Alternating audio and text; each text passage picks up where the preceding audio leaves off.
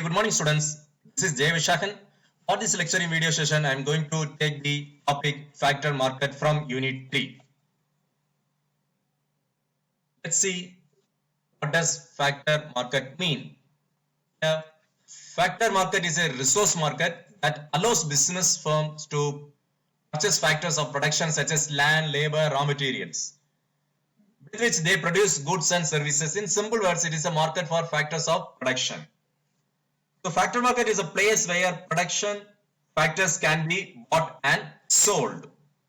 The labor market is a key element of the factor market. The factor market, sometimes called the input market, is where a business buys its factors of production, which are the resources used to produce the goods or services it sells. They include labor, capital, land, and enterprise or entrepreneur talent. The factor market is distinct from the goods and services market, where consumer purchase the final product. For example, furniture manufacturer acquires its labor, wood, leather, and other materials in the factor market and sells its furniture to households in the form of goods and services market.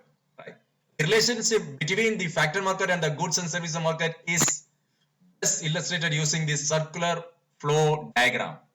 Here we see that in the goods and services market, household or buyers and business or sellers. Simple as that. This is reversed in the factor market. Household are sellers and business or buyers. In other way round. Right? In product market, that is the goods and services market, the household are buyers, business are sellers. See, as far as factor market is concerned, the other way around. Householders are sellers and the businesses are buyers. Everyone participate in the factor market. A person seeking employment enters the factor market. Employees are paid a wage through the factor market, right? Households may also receive dividends or rents from the businesses as compensation for providing financial capital or real estate which they acquired in the factor market.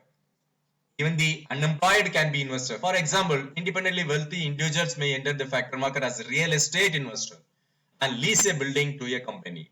The pension fund of a recent retiree earns when investing in companies through the factor market.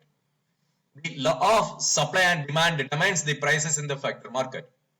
However, demand is derived from the demand for the final goods or services. If the demand for chairs increases, the manufacturer will hire more workers and purchase more wood and leather, thereby increasing the demand of factory production. The demand for this factor will decreases if the demand for the chair decreases. So the demand originates with household, isn't it? The firms produce in hopes of making a profit. Revenue is greater than cost. The individuals have jobs because their skills are in demand by firms to make the goods and services. So this is the circular flow diagram. Right. So here the household became seller.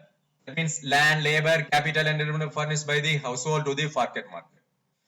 In the other way around, if you just look at in this pair, they are buyers. So the household buys the goods and services. That means purchase from the goods and services. Similarly, in the factor market, it became the money, that is the wages, rent, dividends paid to the household from the factor market, isn't it? In the other way around, here if you just look at it, these are the money flowing, where the resources attained by the producer for the production. Here the factor, resource, and labor, where the resources are sold by household and hired by the firms in the factor market. Here the businesses that make the goods or the firms. So this is the decision making. As a goods and service enter in the retail making and became the sellers to the product market and became the buyer from the factor market.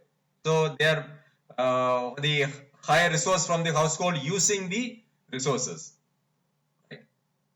So here they make the goods and services, sell goods and services to household to earn revenue to the goods and services market.